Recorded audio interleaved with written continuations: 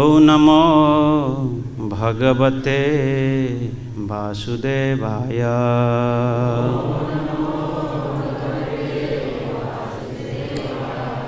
ॐ नमो भगवते वासुदेवाय।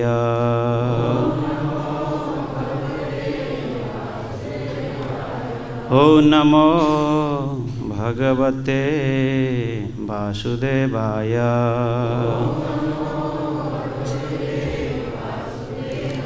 नारायणं नमस्कृत्यं नरं चैव नरोत्तमं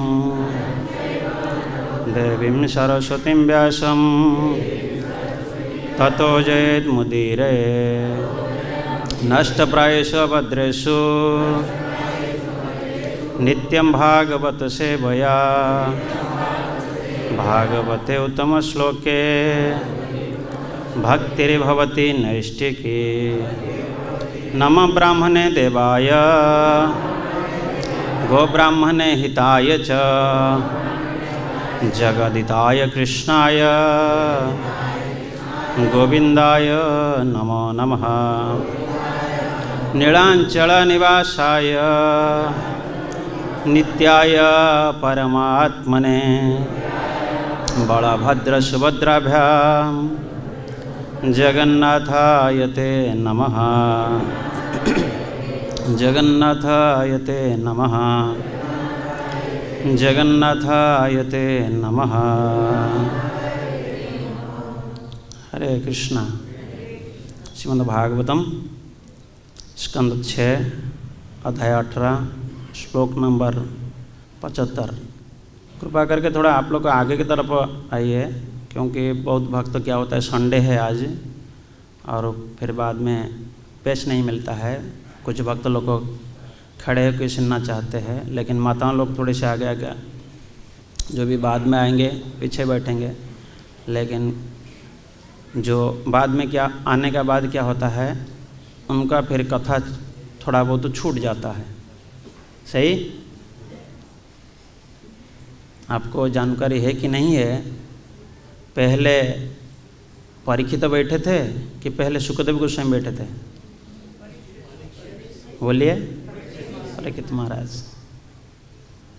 इसलिए सुनने के लिए पहले श्रद्धा होना चाहिए, और श्रद्धा से लेके प्रेम तक को प्राप्त करना है। तो हमें कीर्तन में श्रद्धा, दर्शन में श्रद्धा, लेकिन एक ही श्रद्धा है किसमें? महाप्रसाद में। ये तो गारंटी है सभी को हैं? बहुत भक्ति के लिए आगे बढ़ाता है। हमें फिर देखते रहते हैं पीछे के, यहाँ पे इसलिए हमें लोग को घड़ी नहीं लगाया, पीछे तरफ घड़ी लगाया।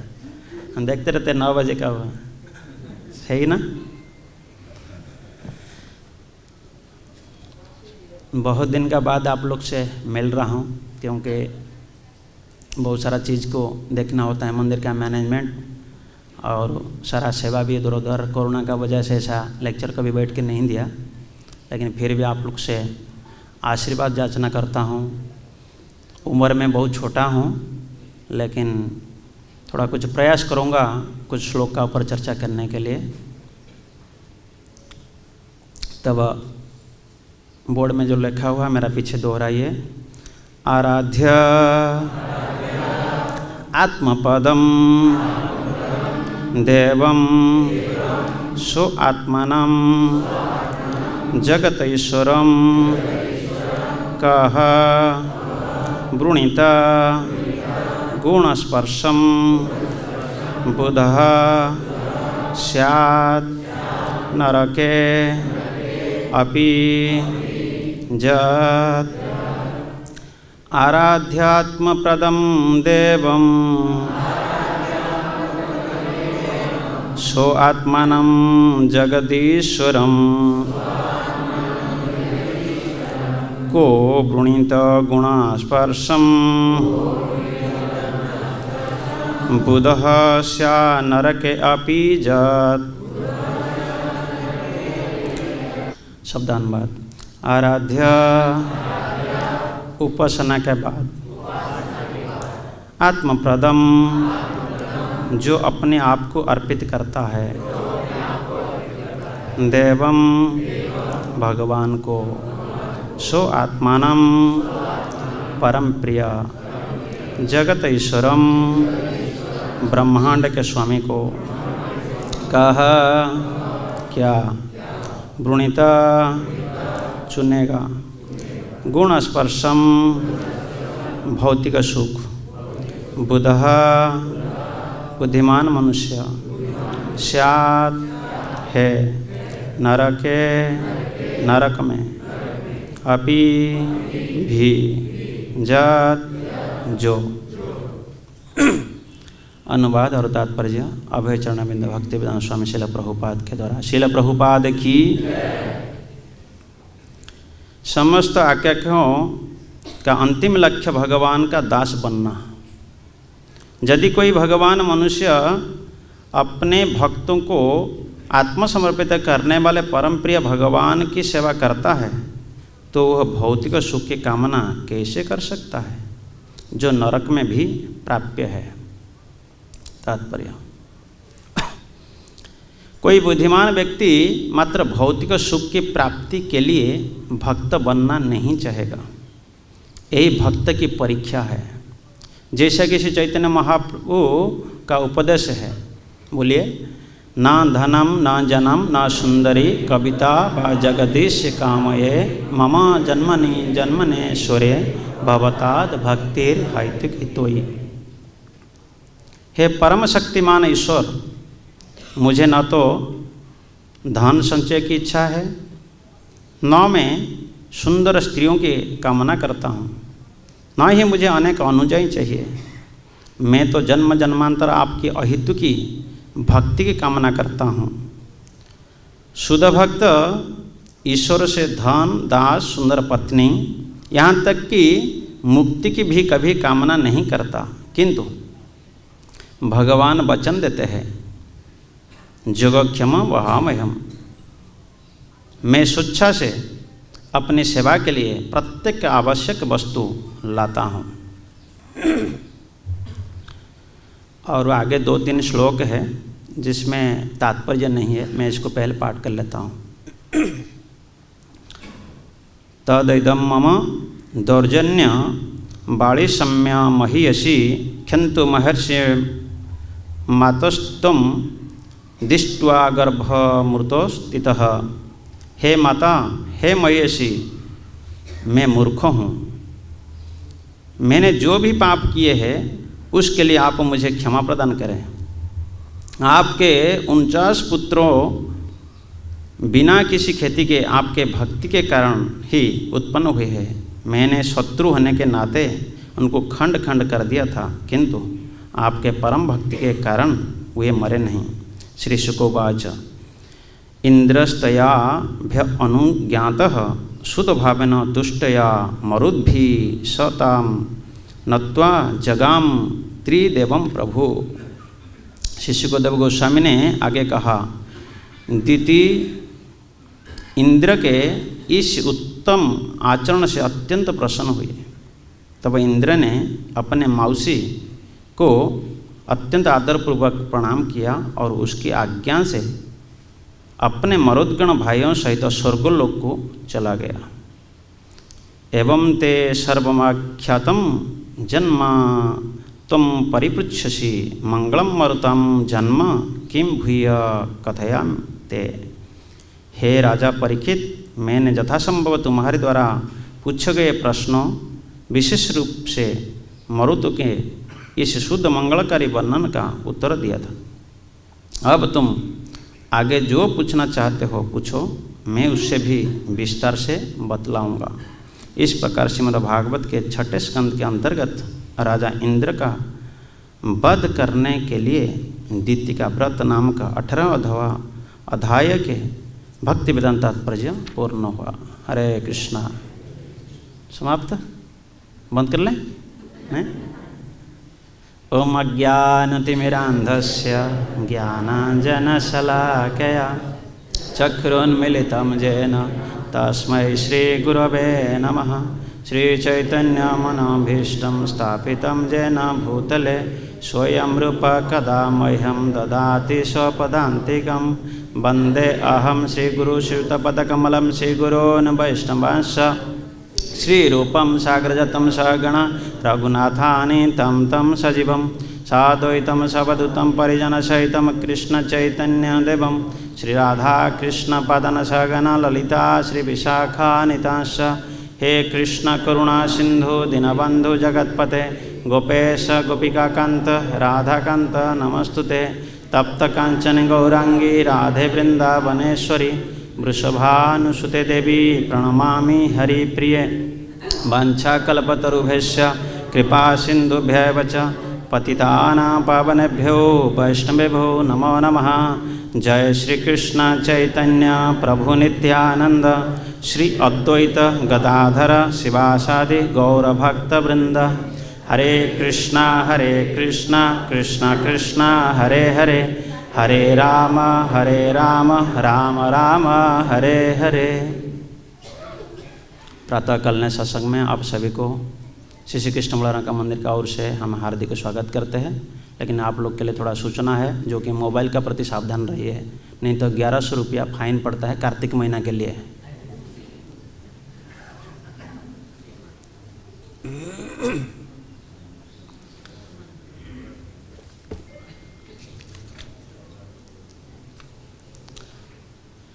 पचहत्तर, 76, 77 और 78 मैं लास्ट से आ रहा हूँ। ये श्लोक लास्ट श्लोक में बताते हैं, राजा परीक्षित, मैंने यथासंभव तुम्हारे पूछे गए प्रश्न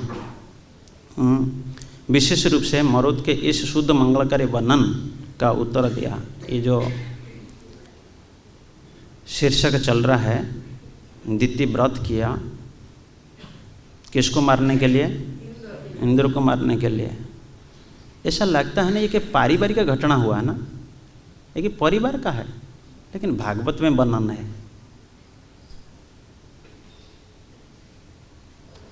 और झगड़ा उसी जगह पे होता है,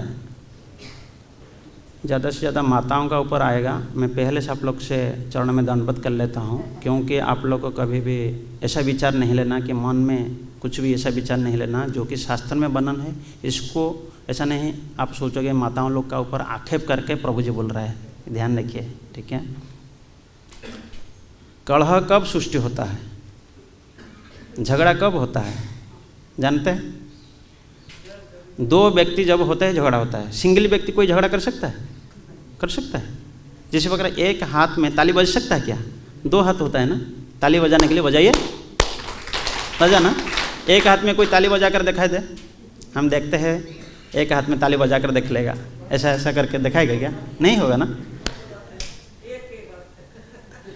दो हुए ना, कहने का जब दो व्यक्ति से कलह होता है और ज़्यादा से ज़्यादा प्रभु लोग से माताओं लोग को जब दो हो जाते हैं और एक पति और दो पत्नी हो जाते हैं, कलह वहाँ होना ही होना है।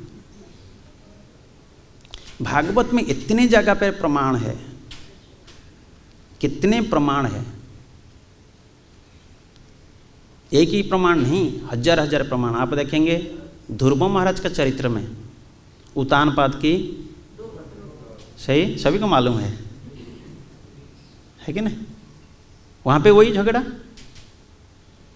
श्री उत्तम गोद में बैठा और उसको, और ध्रुव महाराज उतानपाद में गोद में बैठने के लिए, भाई पिताजी सभी को तो समान दृष्टि में देखता है ना।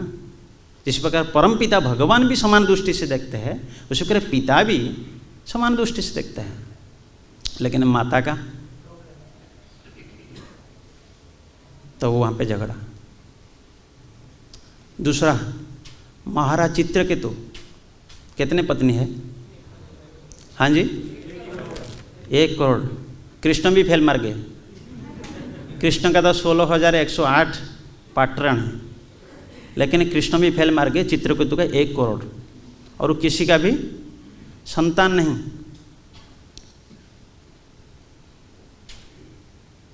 और नारद मुनि अंगिरा से मिलने के नाते, और अंगिरा मुनि फल दिए, तब फिर चित्रकेतु का जो बड़ा पत्नी है कृतदिति, और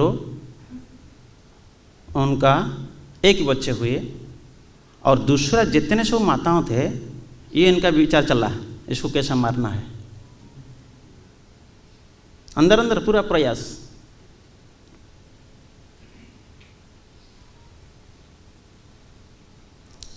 और देखिए मैं इसीलिए बोल रहा हूँ,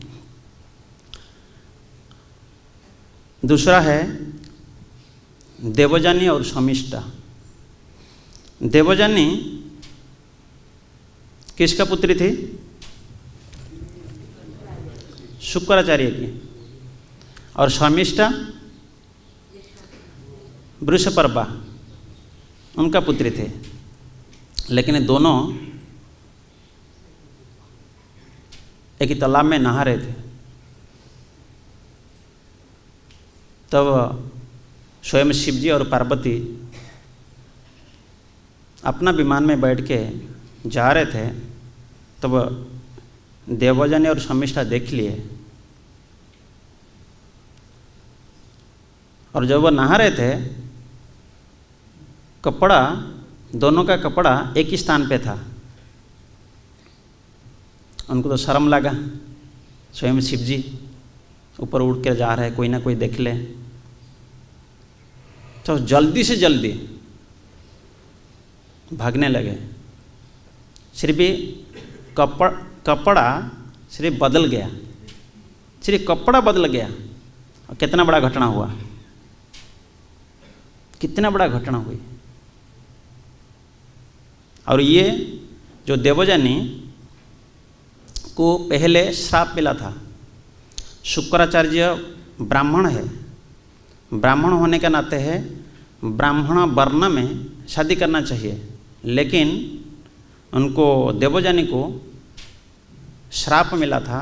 उनको कौन श्राप दिया था? बृहस्पति का पुत्र कच्छ ने श्राप दिया था। क्या श्राप दिया था? शुक्राचार्य से ये कच्छ मृत संजीवनी विद्या सीखने जाते थे, तो पढ़ाई हो जाने के बाद देवजानी उसे वर्ण करना चाहा। किसको? कच्छ को। लेकिन कच्छ समझ गया ये मेरा तो गुरु का पुत्री है, मैं कैसे इससे शादी करूं? तब उसी टाइम पे वो प्रस्ताव नहीं रखा। तब देवजानी को उन्होंने नहीं, पहले तो उन्होंने जब मना कर दिया, तब कच्छ को पहले देवजानी श्राप दिया। क्या श्राप दिया? तुम जितने सब पढ़ाई कर रहे हो वो सारा पढ़ाई निष्फल हो जाएगा। तब फिर कच्छ ने देवजानी को श्राप दिया तुरंत। अब जितने सब शास्त्र में देखोगे, ये शास्त्र भी, भागवत भी आया आपका पास, ये श्राप से ही आया। श्राप का कारण से आपका पास भागवत प्रकट हुई। परीक्षित महाराज को श्राप मिला था ना, और यहाँ पे कच्छ ने श्राप दिया देवजानी को। क्या श्राप दिया? कोई भी ब्राह्मण तुम्हें पत्नी रूप में स्वीकार नहीं करेगा। और ये घटना उनका जो प्रारब्ध पड़ गया श्राप का, तब देवजानी को शादी फिर हुई। कब? फिर उन्होंने शर्मिष्ठा और देवजानी ये कपड़ा के लिए झगड़ा किए। झगड़ा करने के बाद शर्मिष्ठा गुस्सा हो गए, इतने गुस्सा हो के तब ऐसा धक्का मुक्की चला है ना, तब उन्होंने धक्का लगा दिया। तब देवजानी ने एक ही कुआं का अंदर गिर गई। जब गिरने के नाते आवाज़ दे रहे हैं, तो उसी रास्ता में जजाति, राजा जजाति जा रहे थे, तो वो कुआं का देखे कोई आवाज़ आ रहा है। तो आवाज़ आने के बाद अंदर देखे कि नारी आवाज़ दे रहे हैं। तो देने के बाद उन्होंने देवजानी कहे मेरा को ये कुआं से उद्धार कीजिएगा। और कैसा? कुआं तो बहुत गहरा था, तो उनको उद्धार करने के लिए एक ही उन्होंने जो वस्त्र पहने थे वो वस्त्र को ऊपर फेंका। हम लोग रस्सी से उठाते ना, उसी प्रकार उन्होंने वस्त्र फेंका। तब वह वस्त्र जजाति पकड़ लिया और वो खींचा, जब पास में आ गया तब जजाति देवजानी का हाथ को पकड़ लिया। उसी टाइम पे ऐसा था, कोई माता एक ही प्रभु का हाथ को पकड़ लेता है तब उनको शादी करना अनिवार्य है। जिसी प्रकार विश्वावसु का पुत्री थी ललिता, और विश्वावसु ये जगन्नाथ कथा में आती है, ठीक है। और विद्यापति था ब्राह्मण। विद्यापति नीलमाधव को ढूंढते ढूंढते शाम हो गया था, तब कहाँ रोकना है, तब विश्वावसु का घर पे रोका। तब विश्वावसु हर दिन मंदिर जाते थे, सेवा करके आते थे, वापस आते थे, तो उनको पता नहीं था विद्यापति का। और जब विश्वावसु घर आ जाते थे तब बहुत सुगंध फैल जाता था। तब विद्यापति को मालूम हो गया ललित का पिता कहाँ जाते हैं, सुबह चला जाते हैं, शाम को वापस आते हैं। और विश्वावसु ललिता को सेवा में लगा दिया। किसका सेवा में? विद्यापति का सेवा में। उनका भोजन दिलाना, उनको जहाँ पे सोने के लिए बिस्तर सही से बिछाना, ये सब काम में लगा दिया। कहते हैं एक बार पानी मतलब जल ग्रहण करने मात्र से, और वहीं पे ललिता का साथ विद्यापति का फिर शादी हुआ। विद्यापति पहले भी शादी की थी, लेकिन यहाँ पे विश्वावसु जात में क्या है? सवर है, और विद्यापति ब्राह्मण है। सिर्फ जल ग्रहण करने मात्र से, भोजन ग्रहण करने मात्र से।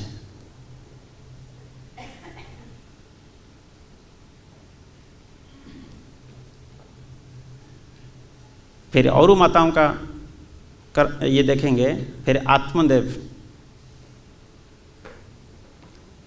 जो कि भागवत महात्म्य में ये वर्णन है। आत्मदेव का कोई भी संतान नहीं था, तब आत्मदेव एक ही जल का तालाब का पास बैठे, क्योंकि पहले समय पे ऐसे मुनि ऋषि होते थे कि जो भी वरदान देते थे वो सफल होता। ऐसा नहीं कि आज का टाइम पे, लेकिन हम ऐसा स्थिति पर नहीं है, ऐसा समय नहीं है, अभी परिवेश नहीं है। तब आत्मदेव ने का पत्नी थी धुंधुली। ये तो आप लोगों को सभी को मालूम है, इसके बारे में ज़्यादा चर्चा करने का ज़रूरत नहीं है। लेकिन वहाँ पे भी यही घटना हुई। धुंधुली और उनका जो सौतली था, और ये धुंधुली का मन में विचार आ गया, मैं ये फल खाऊंगा तब क्या होगा? पेट में बच्चा आएंगे, और पेट में बच्चा आने से माताओं को कितनी कष्ट होता है, और प्रसव वेदना और ज़्यादा कष्ट, इसको कौन सहन करेगा? और वो जो सौतली थी, और उन्होंने धुंधुली को अच्छा शिक्षा दे दिया। क्या शिक्षा दे दिया? वो जो फल है आप अपना गाय को खिला दो, और वो फल कभी निरर्थक नहीं गया, और गाय भी क्या हो गए? प्रेग्नेंट हो गए। इसलिए माता लोग के लिए कितने सावधान होना चाहिए। फिर मंथरा का अब देखिए,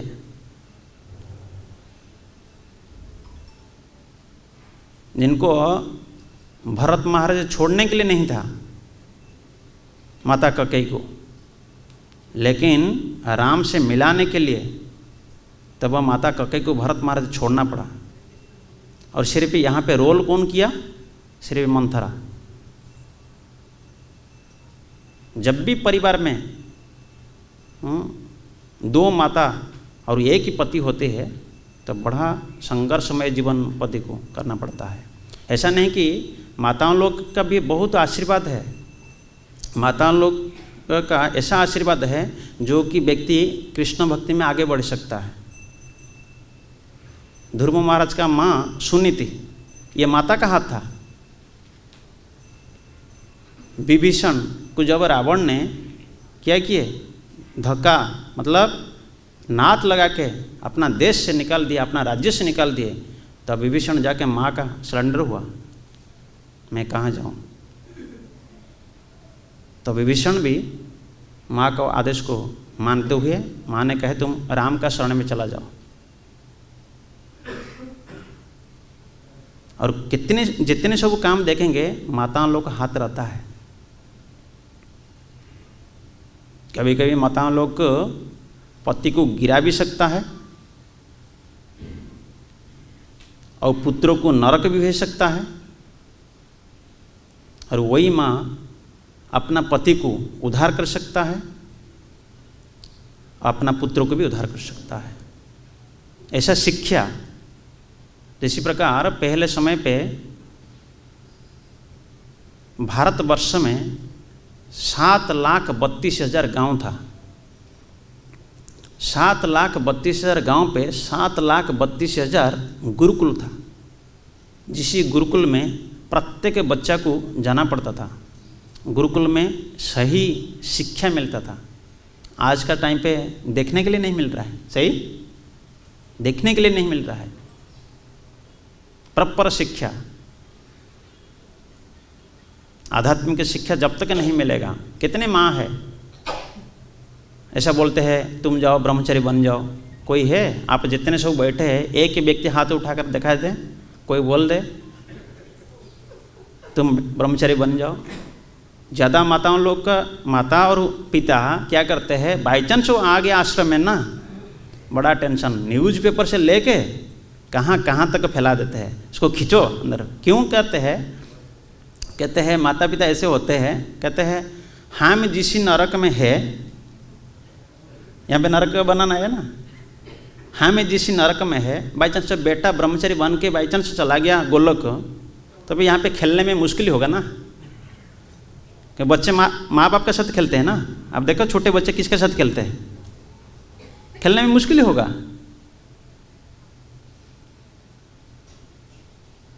लेकिन ऐसा संतान बनाना चाहिए। संतान वही है जो संत का शरण में जाता है। वो संतान जो संत का शरण में नहीं जाता है वो शैतान होता है। इसलिए आप जानना चाहिए, आपको संतान बनाना चाहिए कि शैतान बनाना चाहिए। हाँ जी, क्या बनाना चाहते हैं? लेकिन ये संतान और शैतान में कितना अंतर है आप देखिए। यही संतान, जो संतान साधु का शरण पे गया, वो संतान माता पिता को उद्धार करेगा और माता पिता के लिए कल्याणदायी है। ऐसा संतान होते हैं, क्योंकि जब तक माता पिता का आचरण सही नहीं है संतान सही नहीं। ज़्यादा पावर है माता पिता का आचरण का ऊपर। नहीं तो हिरण्यका और हिरण्यकशिपु, आप बताइए हिरण्यका और हिरण्यकशिपु कैसे जन्म हुए? क्योंकि ये तो दिति का गर्भ से है ना, हिरण्यका और हिरण्यकशिपु दिति का गर्भ से है। और शाम का समय था, कश्यप मुनि का इच्छा नहीं थी, लेकिन दिति का बलव्रत इच्छा होने के नाते और कश्यप जी उसी जाल में पड़ गए। लेकिन शाम का समय पे 4 चीज़ नहीं करना चाहिए, ध्यान रखिए। और लिखना चाहते तो भी लिख सकते हैं। आहारे जायते व्याधि, मैथुने दुष्ट संतति, शोधाय मरणम ध्रुवम, निद्रया च लक्ष्मीरुष्टम। क्या होता है? आहारे जायते व्याधि, जब शाम का समय पे आप आहार करोगे तब आप रोगग्रस्त रहोगे। इसलिए शाम का टाइम पे भोजन नहीं किया जाता है। मैथुने दुष्ट संतान, जब शाम का टाइम पे जो मैथुनी वृत्ति करती है तब उनका जो संतान होगा वो दुष्ट ही होगा। मैं एक ही चीज़ नहीं बता रहा हूँ, फिर आएंगे। ये दुष्ट संतान और एक ही है जो आप लोग जानते हैं। पद्मावती उग्रसेन की पत्नी थी, लेकिन कंस उग्रसेन का पुत्र नहीं था। ये ध्यान रखिए, ये भी यही काम हुआ। क्योंकि एक समय युवावस्था में जब पद्मावती अपनी सखियों के साथ जमुना के तट पर खेल रही थी, तब एक कामुक द्रुमिड़ नाम का दैत्य उसका संग किया। उस समय था संध्या समय, शाम का समय, जिस कारण से कंस का जन्म हुआ। इसीलिए मैथुने दुष्ट संतति, इसलिए शाम का टाइम पे मैथुन वृत्ति नहीं करना चाहिए। और क्या कहते हैं, स्वधाय मरणम ध्रुवम, और आप शाम का टाइम पे पढ़ना नहीं चाहिए। पढ़ते हो तब आयु नष्ट होता है, स्वधाय। तब फिर शाम का टाइम में और क्या नहीं करना चाहिए, निद्रया च लक्ष्मी रुष्टम, और शाम का टाइम पे आप सो जाते हो तब लक्ष्मी क्रोधित हो जाती है। ये ध्यान रखना चाहिए, शाम का टाइम में 4 चीज़ नहीं करना चाहिए। तब हम लोग आगे बढ़ते हैं। यहाँ पे जो पहला श्लोक आया 75 नंबर में, आराध्यतम प्रददेवम स्वम आत्मन जगदीश्वरम को गुणित गुणस्पर्शम बुध शान नरके अपि जत। इसका अर्थ क्या हुआ, क्योंकि जब व्यक्ति भगवान का शरण पे आ जाता है, ये में देखिए कश्यप मुनि का जो 2 पत्नी है, ये दोनों भगवान को प्रसन्न करने के लिए व्रत किए। एक ही तो पयव्रत व्रत किया और एक ही कौन किया, पुंसवन व्रत। पुंसवन व्रत को उड़िया भाषा में कहते हैं हरितोषण व्रत। दोनों व्रत किए,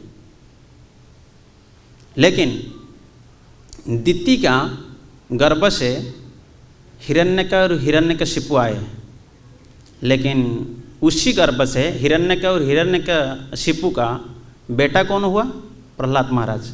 प्रहलाद महाराज का बेटा कौन हुआ, विरोचन। विरोचन का बेटा कौन हुआ, बलि महाराज। देखिए भक्त आ गए। दिति का गर्भ से दैत्य आए, लेकिन दैत्य के बाद क्यों आए, सारा भक्त आए, लाइन लग गए। और इधर देखिए अदिति, अदिति का जितने सब संतान को हम क्या कहते हैं, आदित्य कहते हैं। और वही जो आदित्य 12 आदित्य होते हैं, उसमें स्वयं कौन आए, भगवान स्वयं आए। अदिति के गर्भ से स्वयं भगवान आए। कौन भगवान आए, उपेंद्र मतलब भगवान वामन देव। एक ही तरफ आए भगवान स्वयं आ रहा है, एक ही तरफ में परंपरा में देखेंगे कौन आ रहा है, भक्त आ रहा है। सभी का मन में डाउट होता होगा, ये कैसा हुआ। ये सब थे भक्ति वाला। कश्यप जी भी भक्ति करते थे, अदिति भी भक्ति करते थे, और कौन, दिति भी। और ये जो प्रत्येक व्यक्ति का साथे कर्मफल लग जाता है, और ये भक्ति की दिति ने किया है, इसी कारण से 49 पुत्र नहीं मरे। ये भक्ति का कारण भगवान और आप किसी के लिए भी प्रार्थना कर रहे हैं, किसी के लिए भी प्रार्थना कर रहे हैं, वो भी उनको लगता है।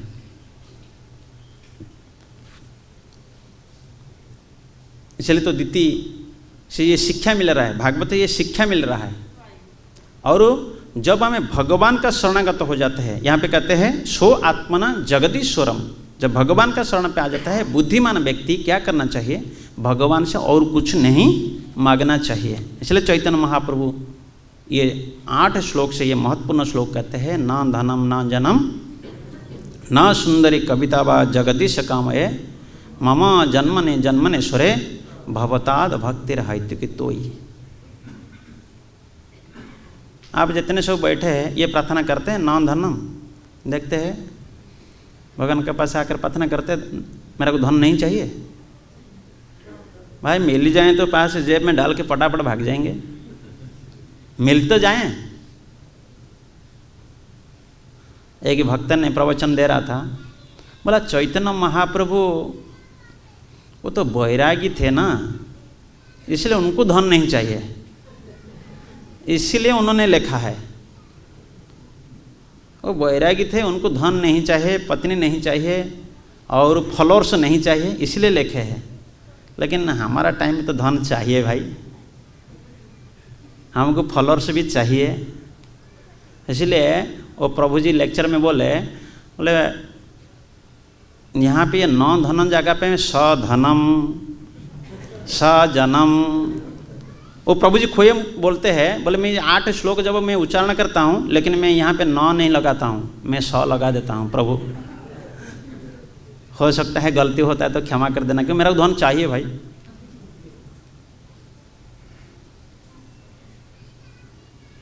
जो बुद्धिमान होगा तब ये प्रार्थना करेगा। तो भगवान सब कुछ दे सकते हैं, भक्तों के लिए कोई भी कमी नहीं रखते हैं। और भगवान जब भक्त के सामने प्रकट होते हैं, भगवान स्वयं कहते हैं कुछ वर मांगो। किसी भी भक्त का नाम बताइए जिनका सामने प्रकट हुए, ध्रुव महाराज के सामने प्रकट हुए, स्वयं प्रहलाद महाराज के सामने प्रकट हुए, स्वयं इंद्रद्युम्न राजा और गुंडीचा महारानी, उनका सामने जब भगवान जगन्नाथ और बलदेव स्वयं प्रकट हो गए, तब कहे वर मांगो। वो भी निसंतान थे, उनका कोई संतान नहीं था,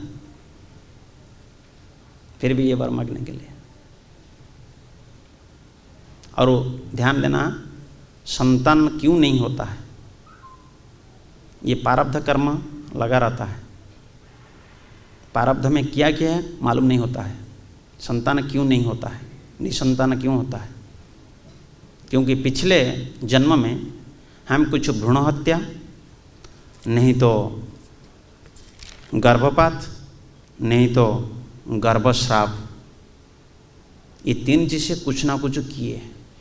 इस कारण से हमें संतान का जो आनंद है वो प्राप्त नहीं हो पाता है, वो प्राप्त नहीं हो पाता है।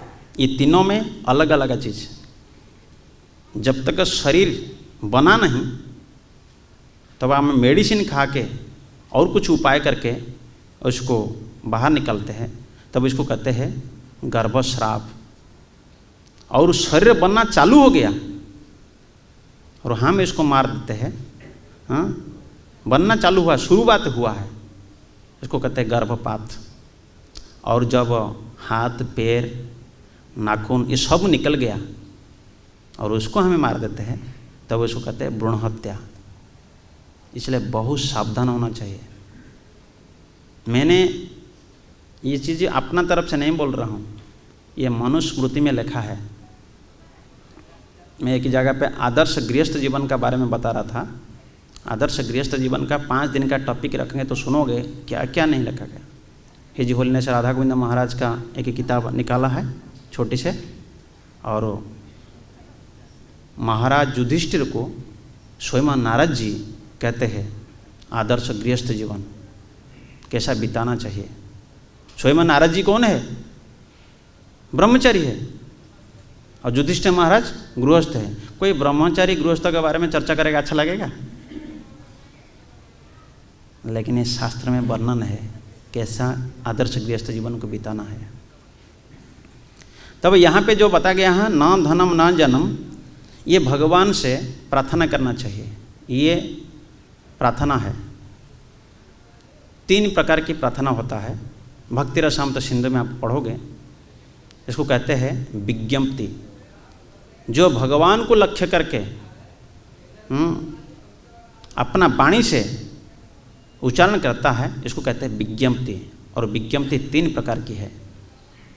पहला है दैन्यात्मिका, दीनता का साथ आप प्रार्थना करना चाहिए। दूसरा है लालसामयी। तीसरा है संप्रार्थनात्मिका। और ये जो न धनम न जन्म, ये संप्रार्थनात्मिका। और लालसामयी क्या है? आपका कुछ इच्छा रहना चाहिए। क्या इच्छा? कब मेरा ऐसा दिन आएगा प्रभु, मैं साक्षात आपका सामने खड़े होके चामर डुलाते रहूँगा। कब मेरा ऐसा समय आएगा जमुना का किनारे पे खड़े होके आपका लीला को स्मरण करते हुए मैं रोते रहूँगा और गाते रहूँगा। ये लाड़ासामाई प्रार्थना है। और संप्रार्थनात्मिका हमेशा अपना को नहीं दैन्यबोधिका। तीसरा है दैन्यबोधिका, दीनता का साथ है। भगवान से प्रार्थना करना चाहिए, मैं कितना बड़ा पापी हूँ। कहते हैं पापहम पाप कर्मा हम पापात्मा पाप संभव त्राहि माम पुंडरकाक्ष सर्व पाप हर हरि। मैं कितने बड़ा पापी हूँ, मेरा कर्म पाप से है, मैं जो कुछ करता हूँ पाप ही पाप हूँ। कृपा करके ये पाप से आप मुक्ति करा दीजिएगा। सर्व पाप हर हरि, संपूर्ण पाप को हरण करने वाले कौन है? हरि है। इसलिए तो उनका नाम है हरि, सब कुछ हरण करते हैं। और ये नौ धनम नौ जन्म का साथ है। भक्ति रसम तो सिंधु में इसका साथ साथ क्या आता है? अन्याभिलषिता शून्यम ज्ञान कर्मादि अनावृतम। क्योंकि ये शुद्ध भक्ति का लक्षण है, शुद्ध भक्ति का लक्षण है। इसका साथ ये जोड़ना पड़ता है। न धनम न जन्म जगह पे अन्याभिलषिता शून्यम। लेकिन आपका मन में आएगा अभिलाष नहीं करना चाहिए, न करना चाहिए, लेकिन किसके लिए? भक्ति के लिए। मोरो ये अभिलाष विलास कुंजे दियोबास नयने हेरिव सदा जुगल रूप राशि। जुगल मतलब कौन है? पति पत्नी, ये भी जोड़ुआ है ना, जुगल है नहीं? राधा कृष्ण प्रत्येक समय में, प्रति मुहूर्त में, प्रति क्षण में मेरा नयन में दर्शन करते रहूँगा। मेरा नयन से कैसा दूर नहीं जाएंगे। इसलिए कहते हैं प्रेमेर स्वभाव जहाँ प्रेमेर संबध सेई माने कृष्णे मोरो नाई भक्ति गंध। धन जन नाही मागो कविता सुंदरी शुद्ध भक्ति देह मोरे कृष्ण कृपा करी। अति दैन्य पुनः मागो दास्य भक्ति दान अपना के करे संसारी जीव अभिमान। जब दासत्व को स्वीकार करेंगे तब अभिमान क्या होता है? नष्ट होते जाता है। जब व्यक्ति गर्भ के अंदर में रहता था तब उसी टाइम में दासत्व को स्वीकार किया, भगवान से प्रार्थना किया, प्रभु मेरा को ये दुख से निकालोगे, मैं तब क्या करूँगा? आपका भजन करूँगा, आपका सेवा करूँगा। तब गर्भ का बाहर आने का बाद ये दासत्व को पहले भूलता है, अभिमान आता है। और दासत्व को जब तक स्वीकार नहीं करेगा और तब तक सुख को आस्वादन नहीं कर सकता है। देखिए खिलाने से खाने वाले को जितना आनंद मिलता है, लेकिन इसका डबल आनंद किसको मिलता है? खिलाने वाले को। हम तो पटापटा भी चला जाएंगे, बैठ जाएंगे। जो सेवा करे देखिए उनको इतने आनंद है, इसलिए तो सेवा इतने आनंद है। और कार्तिक महीना में फिर वृंदावन धाम में आए हैं, ज़्यादा से ज़्यादा सेवा करने का मौका लेना चाहिए। आके कोई भी मंदिर का अंदर आप देख सकते हैं किसी जगह पे कचरा पड़ा हुआ, मैं थोड़ा प्रसाद सर्विस कर सकता हूँ क्या? कोई भी बाहर से व्यक्ति आता है उनको माला दे सकता हूँ क्या? उनको प्रभुपाद जी का पुस्तक दे सकता हूँ, सब सेवा है। ये करना चाहिए, आपके अंदर ये श्रद्धा भाव आना चाहिए। तब ये होने से क्या होता है? तो मन में और ये विचार नहीं आएगा, अभिमान नहीं होगा। और भगवान से यही प्रार्थना करना चाहिए, मेरा को शुद्ध भक्ति के साथ प्राप्त हो। इसलिए कहते हैं ना भक्ति विनोद ठाकुर, प्रभु तब पद जुगे मोर निवेदना नाही मागी देह सुख विद्या धन जना। मैं कुछ नहीं मांग रहा हूँ, और मेरा इतना निवेदन है जो कि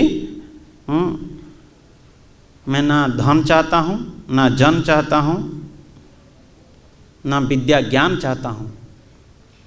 मैं सिर्फ आपका शरणापन्न होना चाहता हूँ। जिस प्रकार बड़ी महाराज आत्मनिवेदन का आचार्य है, संपन्न, गुरु आके रोक रहा है लेकिन फिर भी नहीं, क्योंकि गुरु को वहाँ पे बड़ी महाराज को त्याग करना पड़ा। जो कृष्ण के लिए बाधक होते हैं उनको त्याग करना पड़ता है, जो बाधक होता है, और जो कृष्ण के लिए उत्साह के साथ आपको शिक्षा देता है उनको अपनाना चाहिए, अपनाना चाहिए।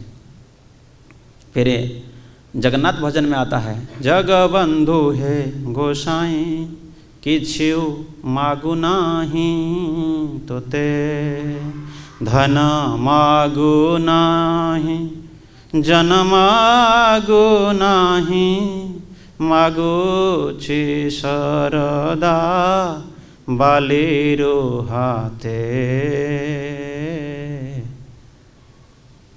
शारदा वाली जो गुंडीचा मंदिर है, गुंडीचा मंदिर का सामने आप देखोगे वहाँ पे रेत हमेशा रहता है, वो शारदा वाली है। और उसी जगह से मैं एक ही हाथ माप कर मांगता हूँ, मेरा को उसी जगह पे स्थान दे दीजिए। मेरे को और कुछ नहीं चाहिए, धन नहीं चाहिए कि जन नहीं चाहिए, सिर्फ शारदा वाली। जिस प्रकार हमारा मन में आता है, वृंदावन आते तो हमारा इच्छा होता है वृंदावन में छोटा मोटा घर मिल जाए तो वहीं कुटिया बना के थोड़ा भजन करेंगे। होता है कि नहीं होता है? थोड़ा तो आवाज़ दीजिए ना। नहीं हो रहा है, सभी लोग डर में बैठे, भाई वृंदावन आ जाएंगे तो घर पे क्या करेंगे सभी लोग, सभी के ये डर गए। भगवान से ये प्रार्थना करें। राजा कुलचक्रसी जो मुकुंद माला सूत्र लगे हैं, लिखे हैं, वो भी यही प्रार्थना की है। आप लोग को पढ़ सकते हैं श्लोक नंबर 5 में। वो भी कुछ नहीं, जो बुद्धिमान व्यक्ति होता है ये